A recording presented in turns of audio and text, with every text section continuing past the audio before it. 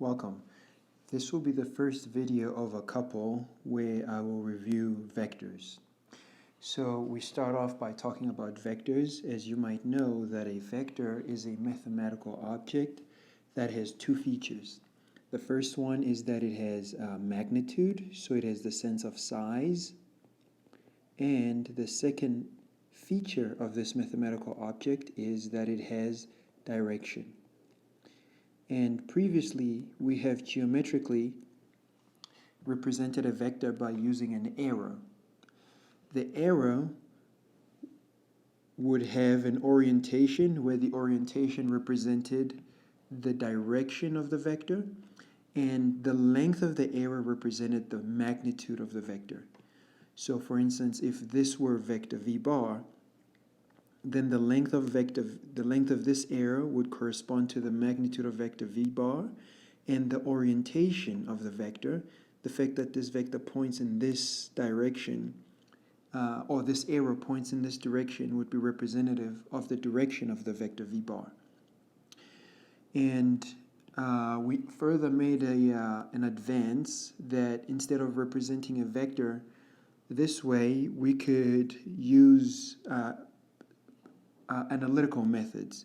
That is, we could represent a vector using its magnitude. That is, we could calculate its magnitude v bar and also cite the angle of this vector. So we would have some kind of a coordinate system like this, where typically this would be the y direction and this would be the x direction, and this would be the angle the vector makes with the x-axis.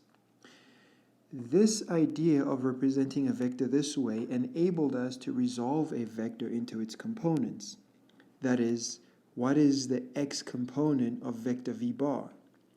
Well, we could do this by using trig ratios. First, we would complete a right-angled triangle on this side, and the vector itself would form the hypotenuse of this triangle. Then we know that this side would be the side opposite to the angle, so it would be the y component, and this could be calculated as the magnitude of vector v times sine theta. And so also this side that's closer to the angle, adjacent to the angle, this would be the vx, the x component of this vector, which could be calculated as v bar cosine of theta. I should emphasize that this notation is going to be useful to us. This means the magnitude of vector v bar. It's not the absolute value of vector v, but it's the magnitude. So whenever we see these two vertical lines enclosing a vector, and we will always write a vector as a symbol with an arrow on top. That's very important in order to distinguish it from regular numbers. And our angle theta would be typically measured from the positive x-axis, and we will measure it counterclockwise. So anything on a positive x-axis will have 0 degrees, and we would begin to measure the angle counterclockwise. So this will enable us to resolve the vector into its components, x and y. Another way of referring to the components of a vector is to call them projections. So the x component is nothing more than the projection of vector v along the x direction. And the y component is the projection of this vector along the y direction. So this one is projection along the x, this one is the projection along the y. So now that we have the components of a vector, we introduced what we called unit vectors. And unit vectors were, their main properties were that they were vectors whose magnitude, so they had unit magnitude, or their magnitude was 1.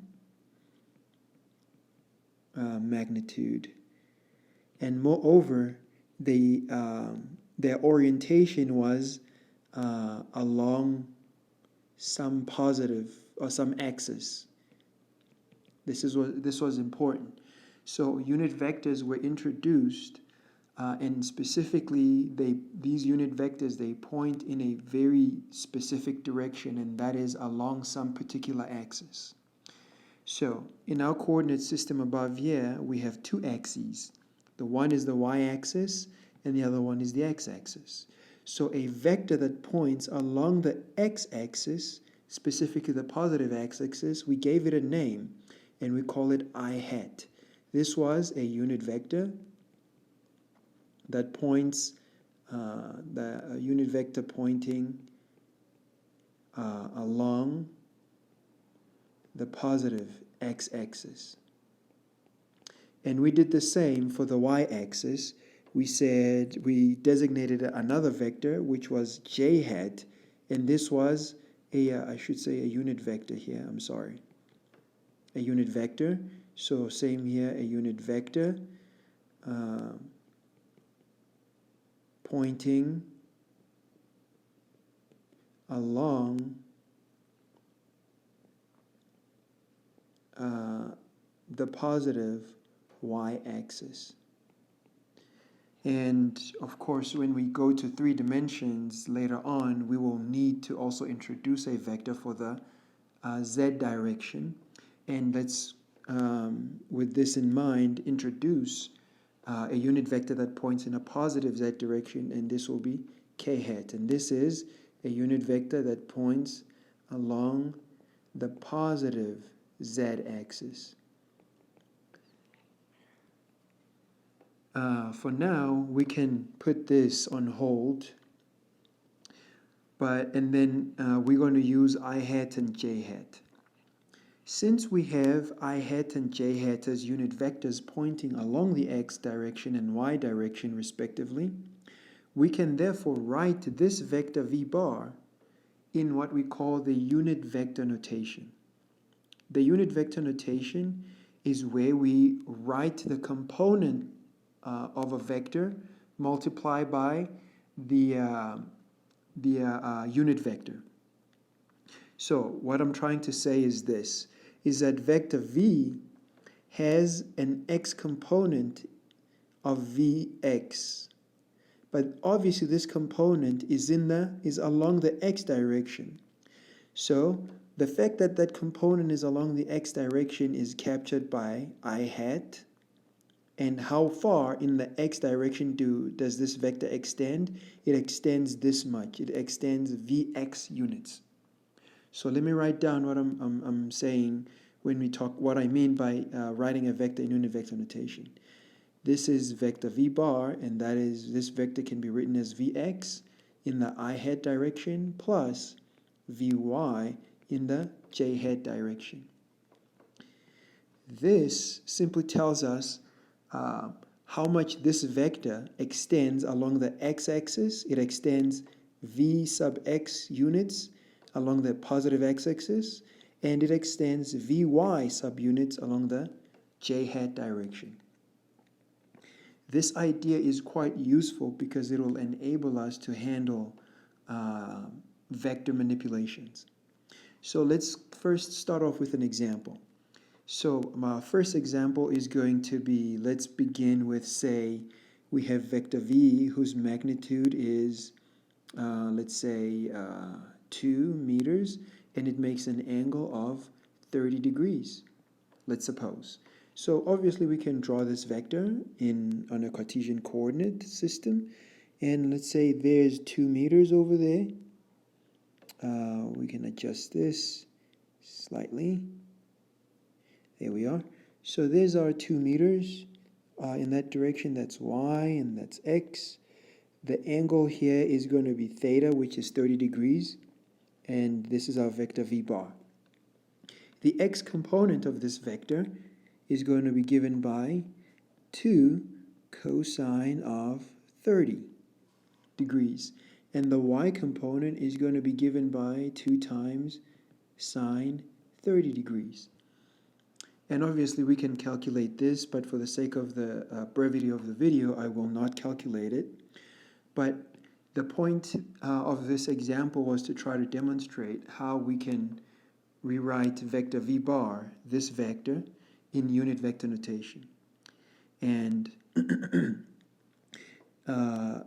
we are basically in the position, now that we have the components of the vector, we have the vx component and the vy component, we are now in the position of writing it in unit vector notation. So therefore v bar as a vector will look like 2 cosine of 30.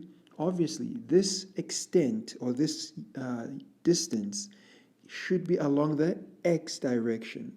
But we have a vector that already points us, that helps us to point in the x direction, and that is the I hat. So we can write it as that. And then also the same goes with the y axis or the y component. That is going to be 2 sine 30 j hat. Obviously this will all be in meters. So right now, for again, as I mentioned, the brevity of the video, we will stop here and then we'll pick up in the next video to demonstrate how we use the unit vector notation in order to manipulate and operate between vectors. So we'll see you in the next video.